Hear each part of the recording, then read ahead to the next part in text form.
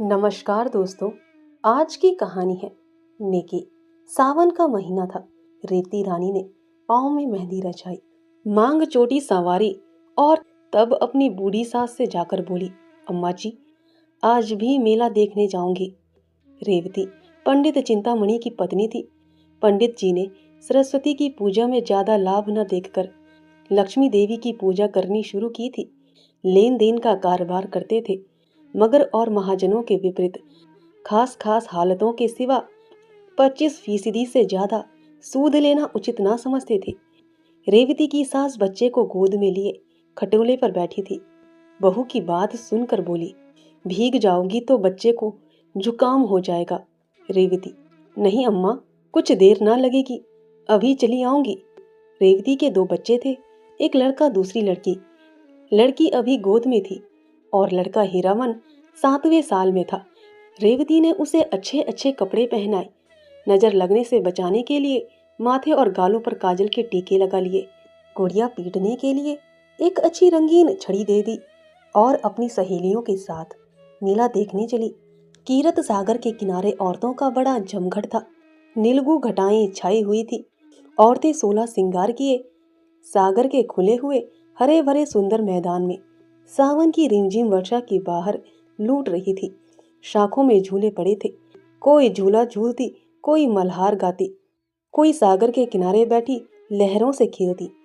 ठंडी ठंडी खुशगवार पानी की हल्की हल्की फुहार, पहाड़ियों की निरखी हुई हरियावल, लहरों के दिलकश झकोले मौसम को ऐसा बना रहे थे कि उसमें संयम टिक न पाता था। आज गुड़ियों की विदाई है। गुड़िया अपनी ससुराल जाएगी। कुंवारी लड़कियां हाथ पांव में मेहंदी रचाए, गुड़ियों को गहने कपड़े से सजाए, उन्हें विदा करने आई। उन्हें पानी में बहाती हैं और छक छक कर सावन के गीत गाती है। मगर सुख चैन के आंचल से निकलते ही इन लाड प्यार में पली हुई गुड़ियों पर चारों तरफ से छड़ियों और लकड़ियों की बौछार होने लगती है।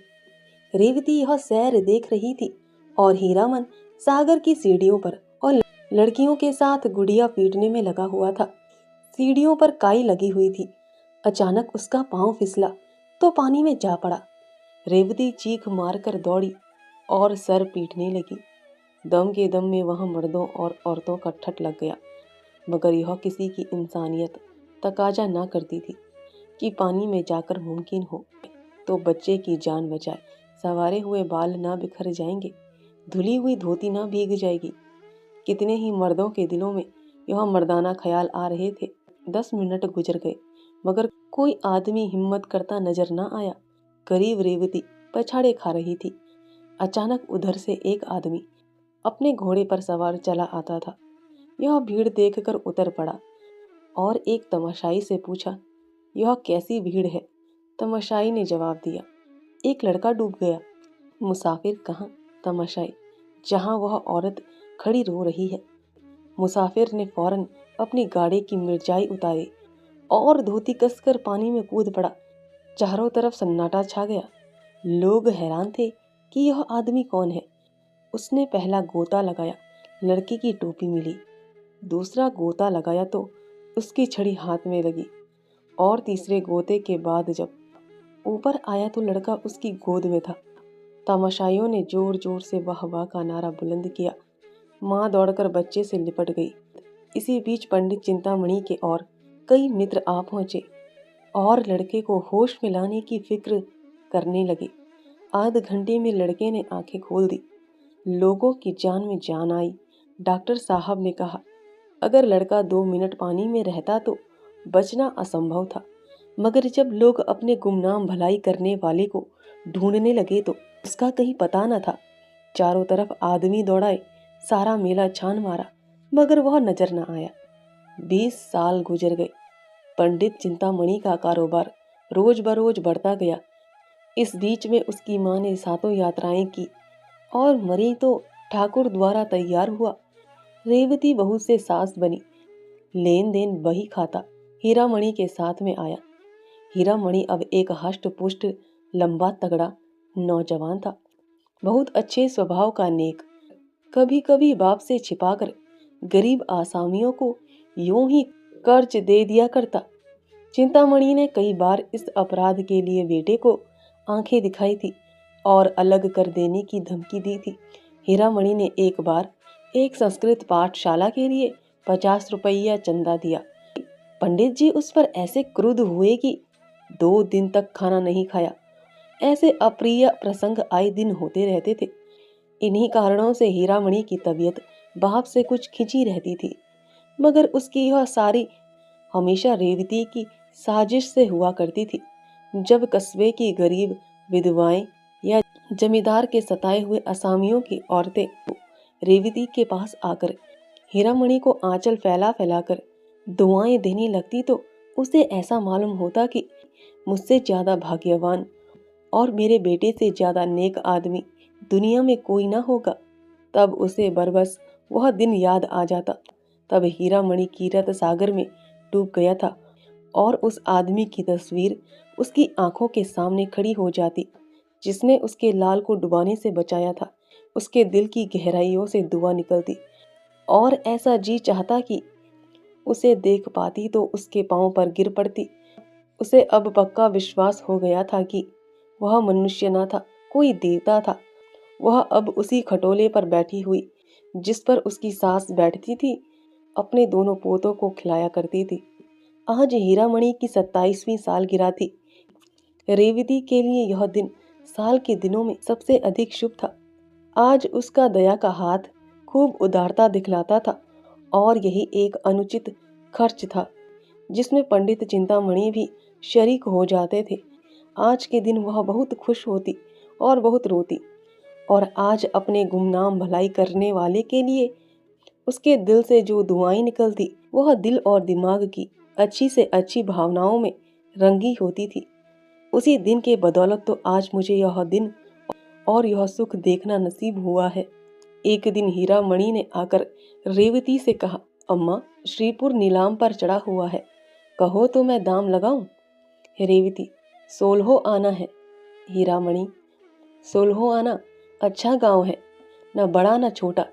यहाँ से 10 कोस है, 20,000 तक बोली चढ़ चुकी है, 100-200 में खत्म हो जाएगी। रेवती, अपने दादा से तो पूछो। हीरामणि, उनके साथ 2 घंटे तक माथा पच्चीसी करने की किसे फुर्सत है।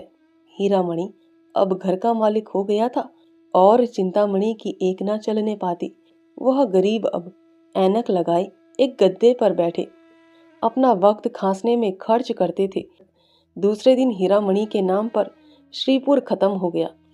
महाजन से जमींदार हुए अपने मुनीम और 2 चपरासियों को लेकर गांव की सैर करने चले। श्रीपुर वालों को खबर हुई नए जमींदार का पहला आगमन था।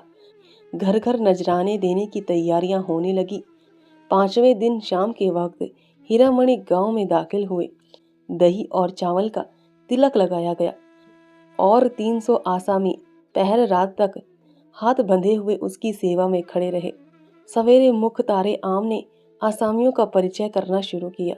जो आसामी जमींदार के सामने आता वह अपनी विसात के मुताबिक 1 या 2 रुपये उनके पांव पर रख देता।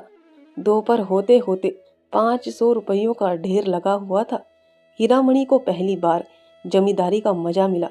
पहली बार धन और बल का नशा महसूस हुआ। जब नशों से ज्यादा तेज ज्यादा घातक धन का नशा है। जब आसामियों की फहरिस्त खत्म हो गई तो मुख्तार से बोले, और कोई आसामी तो बाकी नहीं है। मुख्तार, हाँ महाराज, अभी एक आसामी और है, तखत सिंह। हीरामणि, वह क्यों नहीं आया? मुख्तार, जरा मस्त है। हीरामणि, मैं उसकी मस्ती उतार दूंगा, जरा कोई उसे बुला लाए। थोड़ी देर में वह बूढ़ा आदमी लाठी टेकता हुआ आया और दंडवत करके जमीन पर बैठ गया। ना नजर ना नियाज। उसकी यह गुस्ताखी देखकर हीरामणि को बुखार चढ़ आया। कड़क कर बोले, अभी किसी जमींदार से पाला नहीं पड़ा है, एक एक की हेकड़ी भुला दूंगा। तख्त सिंह ने हीरामणि की तरफ गौर से देखकर जवाब दिया, मेरे सामने 20 जमींदार आए और चले गए, मगर कभी किसी ने इस तरह घुड़की नहीं दी। यह कहकर उसने लाठी उठाई और अपने घर चला आया। बूढ़ी ठकुराइन ने पूछा, देखा जमींदार को कैसे आदमी है? तख्त सिंह, अच्छे आदमी हैं, मैं उन्हें पहचान गया। ठकुराइन, क्या तुमसे पहले की मुलाकात है? तख्त सिंह, मेरी उनकी 20 बरस की जान पहचान है। गुड़ियों की मेलेवती बात याद है ना? उस दिन से तख्त सिंह फिर हीरामणि के पास न आया। 6 महीने के बाद रेवती को भी श्रीपुर देखने का शौक हुआ। वह और उसकी बहू और बच्चे सब श्रीपुर आए। गांव की सब औरतें उससे मिलने आई। उनमें बूढ़ी ठकुराइन भी थी। उनकी बातचीत, सलीका और तमीज देखकर रेवती दंग रह गई। जब वह चलने लगी तो रेवती ने कहा, ठकुराइन, कभी कभी आया करना, तुमसे मिलकर तबीयत बहुत खुश हुई। इस तरह दोनों औरतों में धीरे धीरे मेल हो गया। यहाँ तो यह कैफियत थी और हीरामणि अपने मुख तारे आम के बह खाते में आकर तख्त सिंह को बेदखल करने की तरकीबें सोच रहा था। जेठ की पूर्णमासी आई। हीरामणि की सालगिरह की तैयारियां होने लगी। रेवती चलनी में मैदा छान रही थी कि बूढ़ी ठकुराइन आई। रेवती ने मुस्कुराकर कहा, ठकुराइन, हमारे यहाँ कल तुम्हारा न्योता है। ठकुराइन, तुम्हारा न्योता सिर आंखों पर कौन सी बरस गांठ है? रेवती, 29वीं। ठकुराइन, नारायण करे अभी ऐसे ऐसे 100 दिन तुम्हें और देखने नसीब हों। रेवती, ठकुराइन, तुम्हारी जबान मुबारक हो। बड़े बड़े जंतर मंतर किए हैं, तब तुम लोगों की दुआ से यह दिन देखना नसीब हुआ है। यह तो 7वें ही साल में थे कि इनकी जान की लाले पड़ गए। गुड़ियों का मेला देखने गई थी, यह पानी में गिर पड़ी। बड़े एक महात्मा ने इनकी जान बचाई। इनकी जान उन्हीं की दी हुई है। बहुत तलाश करवाया, उनका पता न चला। हर वर्ष गांठ पर उनके नाम से 100 रुपये निकाल रखती हूँ। 2000 से कुछ ऊपर हो गए हैं। बच्चे की नीयत है कि उनके नाम से श्रीपुर में एक मंदिर बनवा दे। सच मानो ठकुराइन, एक बार उनके दर्शन हो जाते तो जीवन सफल हो जाता। जी की हवस निकाल लेते। रेवती जब खामोश हुई तो ठकुराइन की आंखों से आंसू जारी थे। दूसरे दिन एक तरफ हीरामणि की सालगिरह का उत्सव था और दूसरी तरफ तख्त सिंह के खेत नीलाम हो रहे थे। ठकुराइन बोली, मैं रेवती रानी के पास जाकर दुहाई मचाती हूँ। तख्त सिंह ने जवाब दिया, मेरे जीते जी नहीं। आषाढ़ का महीना आया। मेघराज ने अपनी प्राणदायी उदारता दिखाई। श्रीपुर के किसान अपने अपने खेत जोतने चले। तख्त सिंह की लालसा भरी आंखें उनके साथ साथ जाती, यहाँ तक कि जमीन उन्हें अपने दामन में छिपा लेती। तख्त सिंह के पास एक गाय थी। वह अब दिन के दिन उसे चराया करता। उसकी जिंदगी का अब यही एक सहारा था। उसके उपले और दूध बेचकर गुजर बसर करता। कभी कभी फाके करने पड़ जाते। यह सब मुसीबतें उसने झेली, मगर अपनी कंगाली का रोना रोने के लिए एक दिन भी हीरामणि के पास ना गया। हीरामणि ने उसे नीचा दिखाना चाहा था, मगर खुद उसे ही नीचा देखना पड़ा। जीतने पर भी उसे हार हुई। पुराने लोहे को अपने नीच हट की आंच से ना झुका सका। एक दिन रेवती ने कहा, बेटा, तुमने गरीब को सताया है, अच्छा ना किया। हीरामणि ने तेज होकर जवाब दिया, वह गरीब नहीं है, उसका घमंड मैं तोड़ दूंगा। दौलत के नशे में मतवाला जमींदार वह चीज तोड़ने की फिक्र में था जो कहीं थी ही नहीं। जो ना समझ बच्चा अपनी परछाई से लड़ने लगता है। साल भर तख्त सिंह ने ज्यों त्यों करके काटा। फिर बरसात आई। उसका घर छाया ना गया था। कई दिन तक मूसलाधार मेघ बरसा तो मकान का एक हिस्सा गिर पड़ा। गाय वहां बंधी हुई थी, दबकर मर गई। तख्त सिंह को भी सख्त चोट आई। उसी दिन से बुखार आना शुरू हुआ। दवा दारू कौन करता?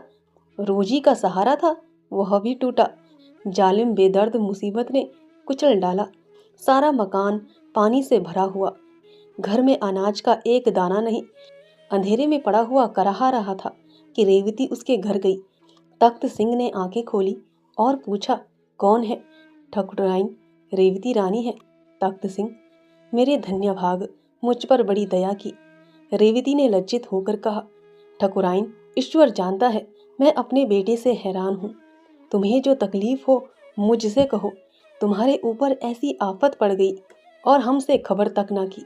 यह कहकर रेवती ने रुपयों की एक छोटी सी पोटली ठकुराइन के सामने रख दी। रुपयों की झनकार सुनकर तख्त सिंह उठ बैठा और बोला, रानी, हम इसके भूखे नहीं हैं, मरते दम गुनाहगार ना करो। दूसरे दिन हीरामणि भी अपने मुसाहिबों को लिए उधर से जा निकला। गिरा हुआ मकान देखकर मुस्कुराया। उसके दिल ने कहा, आखिर मैंने उसका घमंड तोड़ दिया। मकान के अंदर जाकर बोला, ठाकुर, अब क्या हाल है? ठाकुर ने धीरे से कहा, सब ईश्वर की दया है। आप कैसे भूल पड़े? हीरामणि को दूसरी बार हार खानी पड़ी। उसकी यह आरजू की तख्त सिंह मेरे पांव को आंखों से चूमे, अब भी पूरी ना हुई। उसी रात को वह गरीब, आजाद, ईमानदार और बेगरज ठाकुर इस दुनिया से विदा हो गया। बूढ़ी ठकुराइन अब दुनिया में अकेली थी।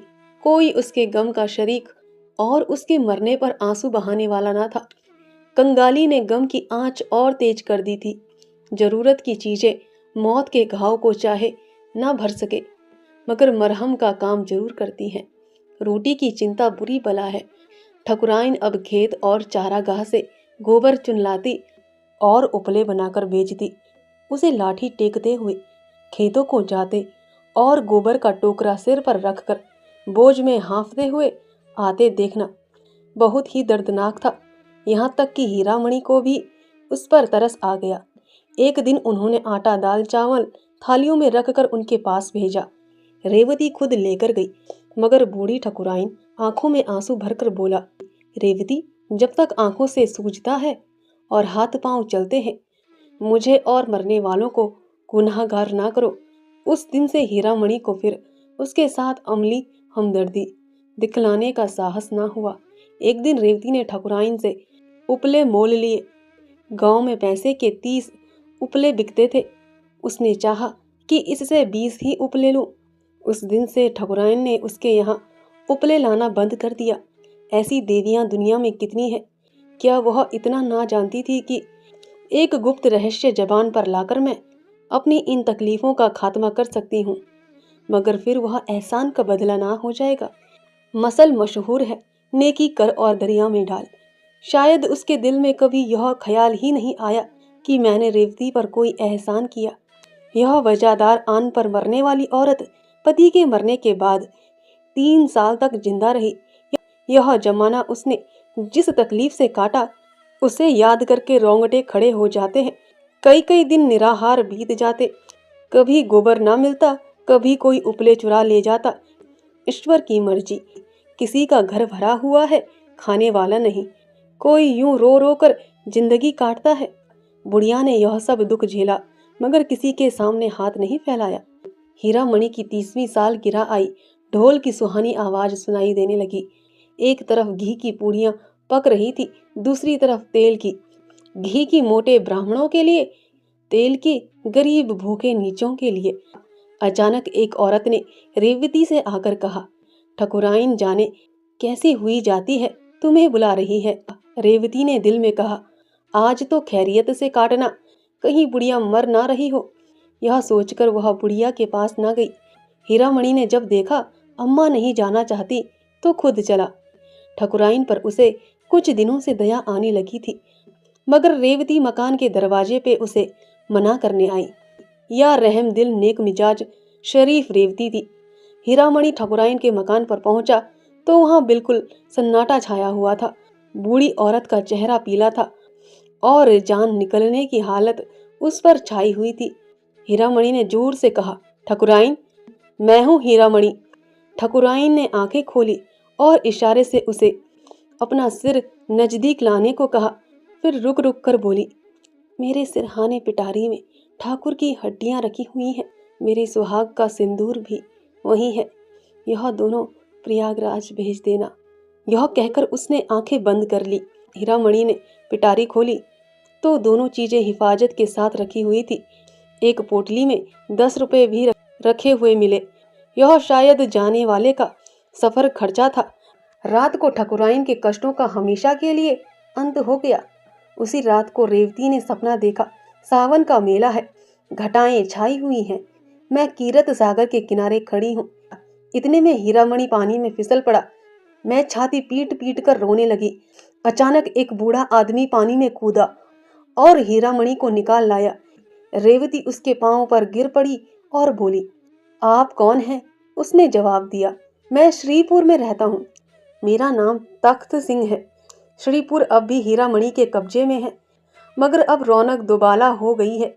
वहां जाओ तो दूर से शिवालय का सुनहरा कलश दिखाई देने लगता है।